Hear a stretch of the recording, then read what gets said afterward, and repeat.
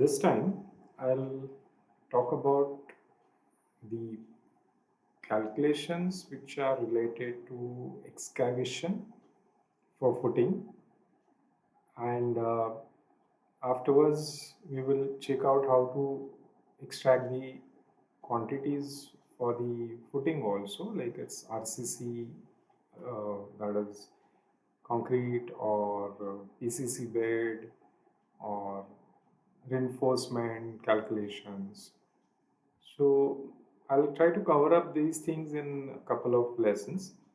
Now the target is, if in case you have a flat land, no contours for your site, and then how probably I can do a simple method to extract this information, that what are the footing size I'm actually going to uh, what you can see execute on site. As per that, how much is the excavation pit I'll be in need of, and what could be the various volumes as per the soil layer, mm, which we in the quantity wise you want to extract, and how much could be the costing for that, and so on. Or maybe how much refilling you can do again after the excavation and when the footing was completed. And if you just want to close down that pit again, so how much will be the quantity for the refilling of earth? Hmm? So just imagine that what are the footing you have at present. It's PCC bed. I'm considering as a 1.13 meter by 1.35 meter. That's its maximum size of the PCC bed. And this point 3 is nothing but the excavation pit which I want to create, or I want to generate. That will be nothing but 300 millimeter extra from all the sides. This is what I'm assuming. You can take what are the assumptions as per your need, and this variations you can apply. The aim is what? Tomorrow, if I change the footing size for some reason, automatically the excavation pit size will also change, and these quantities which are generated as per the change in the footing size, they will also get automatically reflected in my schedule. Okay, so let's see how I can do this.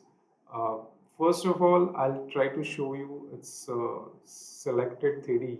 This is just some part I have selected in a marquee, and for your understanding, what I'm trying to do is, here I have shown the ground level with a transparent sheet. It's like a glass sheet which I have placed. That's the assumption of the finished ground level, and below that the box which you can see is the excavation pit.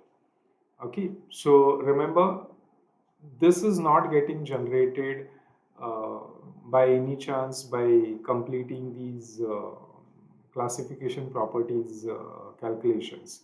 Okay, this is just for your basic understanding, that how altogether the footing and the plinth beam, above that the wall, so something below the ground level and something above the ground level, how the things are considered.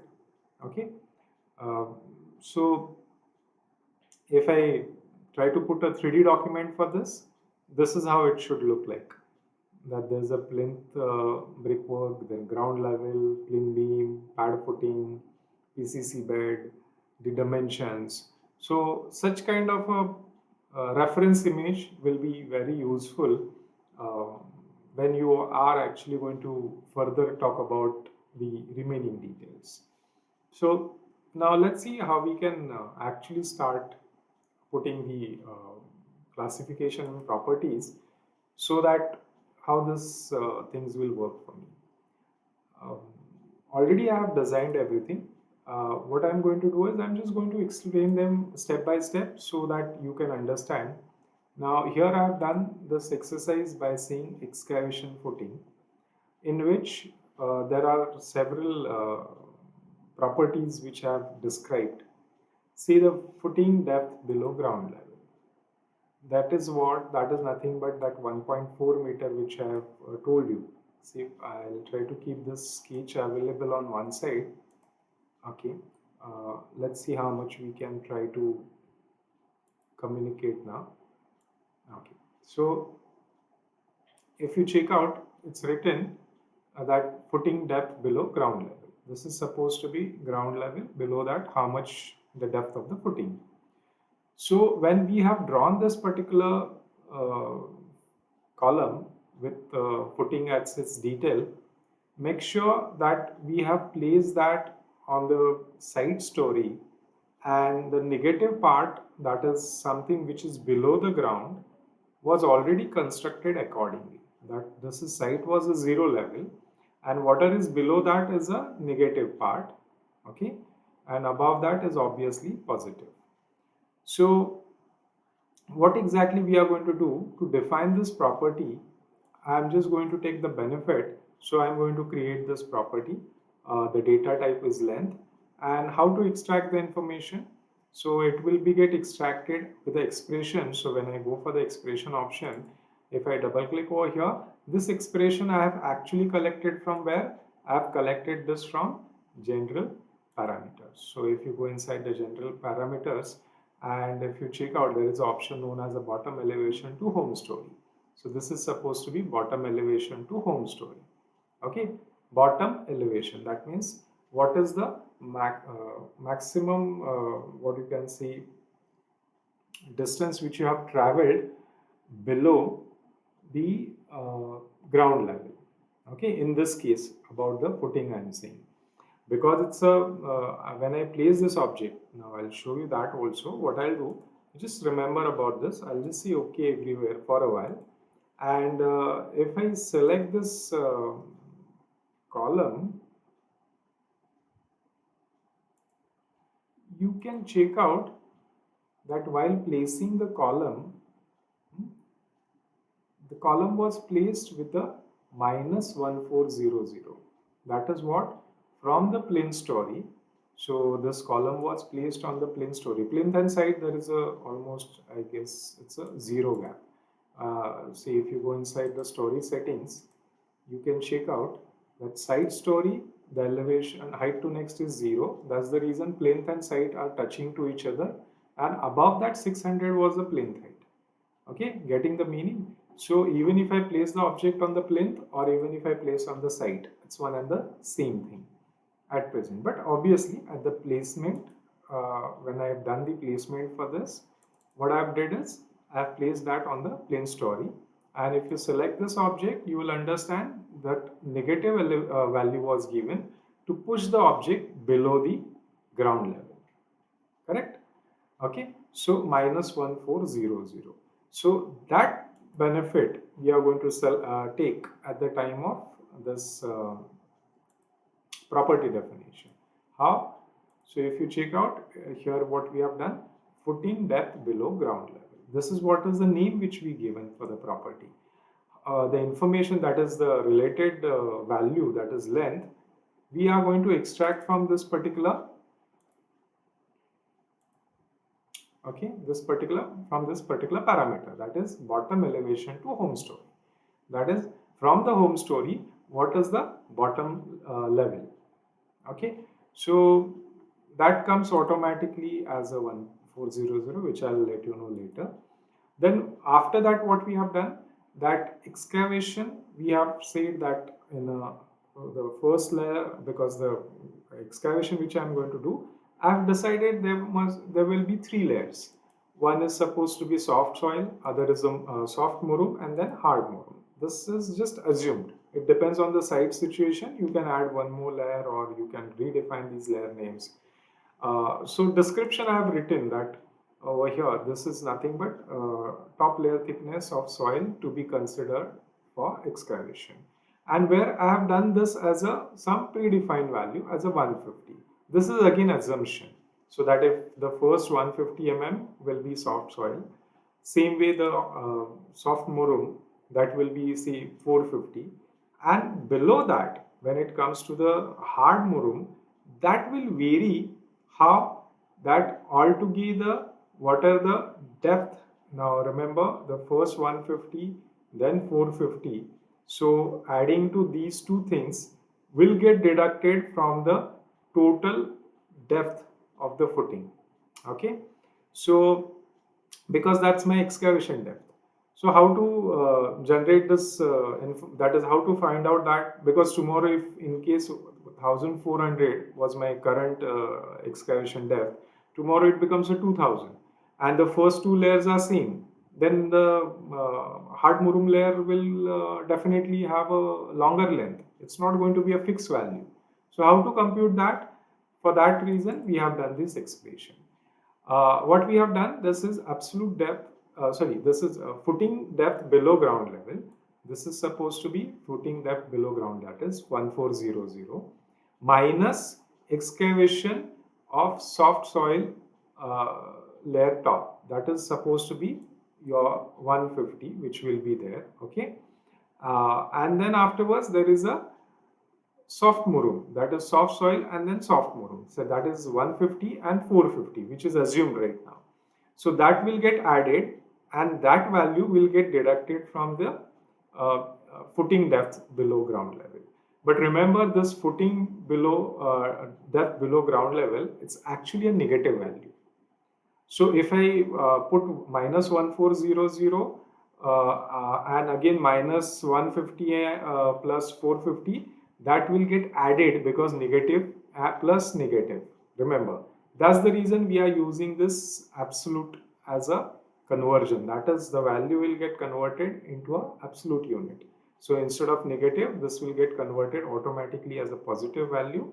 Okay. So what are the value at present, the units negative or positive, it will get converted into a opposite one.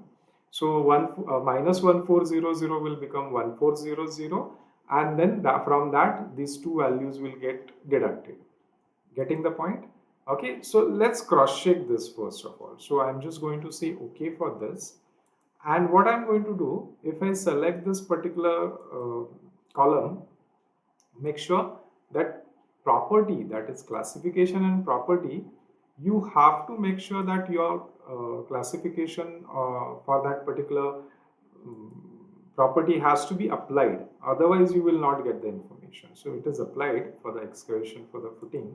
Okay, this is already created a particular classification and that classification was assigned. uh, of course, if in case you are not able to recollect this, you can just go through your previous lessons or notes and you can try to find out that. Or otherwise, maybe in some other video clip, again, I'll try to explain this. Now, remember here the excavation for the footing, and you can check out all these things are getting displayed. So I'll say okay for this, and then what I'll do, because the object is already selected, in the info box, if you just go and check out, the last option is the ID and properties. If you click on this, here what happened, no? Here the calculator icon is there, with the help of which you can actually compute those particular values, which otherwise normally we used to do it by placing the label or otherwise creating the schedule. Instead of that, you just check out now for the selected element, the value for this particular expression is footing depth below ground level. If I click, you will see that is minus 1400. Excavation for the hard murum, what will happen? This 1400 minus 150, 450. So you will get the answer over here. Okay, so that becomes a required 800 value. Okay, so same way I'll talk about the remaining part. Fine. So what I'm going to do, back to properties, and check out now what I have done to find out the size of the excavation pit, because this was the related to the depth of the excavation pit. The first explanation was given for the excavation pit depth, that is how this 1400 getting distributed in three layers, that is soft soil, soft murum and hard murum. Okay, but what is the area of that? So to define the area, what we have done is nothing but excavation pit margin, that is some value you have to assume, that is how much is the, I have taken 300 over here. So on what are the column sizes, that PCC bed size, addition to that 300 will get added on all this four sides. Okay, so Four side in the sense, remember, um, length, width, and either side 300, 300. Okay. So what we have done, this was our excavation pit margin. Okay. That again, this is a variable. You can type what are the value you want. Right now I've taken 300. Then what I've did is excavation pit length, in the sense this margin will get added on both the sides for either length of the column and width of the column. So that's the reason that will become your pit length. So here what I have done, excavation for the pit length, you can check out. We have again done this expression, that is core height or diameter. This is again the option which is getting collected from the column. So remember, in the column group, the core height, that is one side of the column and other side of the column. This will be the maximum which one will consider. Remember, because if you're talking about the segments, then this is something different. And if you're talking about the altogether overall column size, then I'm talking about I'm taking the benefit of column group. Okay. So the core height, diameter in the sense if it is a circular column, so core height plus excavation pit margin, which will get multiplied by 2. The reason is that this excavation pit margin is nothing but 300 will get doubled on both the sides. Okay, and that will get added in the size of the footing. Okay, so that will give me the one side of the excavation pit. Same way the other side will get extracted, right? So the core width and the excavation pit into 2, so that becomes the other side, and that creates, if I use these two figures, I'll get the area of the excavation pit. So remember, excavation pit length and into excavation pit width, that will give me the area of the pit. This area of the pit, if obviously if I multiply by my soft soil height, okay, so I'll get the volume. Getting the point? So this is the excavation pit into my soft soil top layer, which was 150, which I have assumed. So this becomes my first volume for the uh, soft soil excavation. Then there will be soft murum. Same way there will be hard murum volume. So it's a very simple task.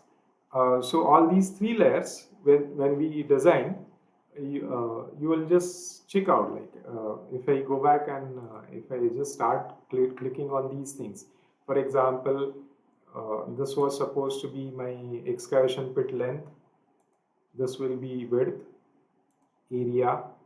Then obviously after that my volume for the soft soil, soft murum and hard murum. So these are the kind of things which I have extracted. Now from here, column volume up to ground value and all these three things, no, these are the related to uh, see, for example, if in case you are going to find out the refilling quantity, and gross excavation value is volume is nothing but altogether how much you have. So if you add all these three, so that will be altogether the excavation. So the reason I'm taking this three different layer, maybe the rates will vary, or sometime you have a hard rock, so what will happen to that? So the rates will vary, the time will vary, so you have to compute on that, no? Because putting the manpower or machine to excavation and all those things. So please try to put your efforts and define something in such a manner that if I try to take the benefit of the label, you can check out now. The label shows that footing depth below ground level, and it is minus 1.4. Then soft soil, then my soft murum, hard murum, then pit margin, that is the pit length, then afterwards pit length, pit width, and pit area. Then what is the soft soil volume, soft murum volume, and hard murum volume. So this is what my label is showing me. Tomorrow, if remember now the same, okay, what will happen? The same label if I place over here, and what I'm going to do is I'm just going to place this over here. And tomorrow, remember, now this footing, uh, it's actually, obviously, I have to first of all assign the classification. Remember, that's very important. Okay. So now you can check out how this is working. Because this is below the ground as a 1200. Tomorrow, if I make it some other value, if I make it as a 1800, you can check out immediately. Uh, I'll just say continue. Oh, sorry.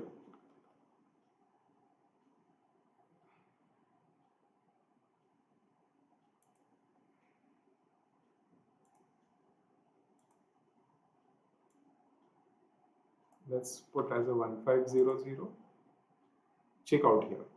So as per the 1500, immediately the things are changing. If in case you change the segment size, that is your PCC bed and the footing itself, you try to increase the thing. Say maybe if I put this by 200 everywhere extra. Okay, so same way my footing is also changing.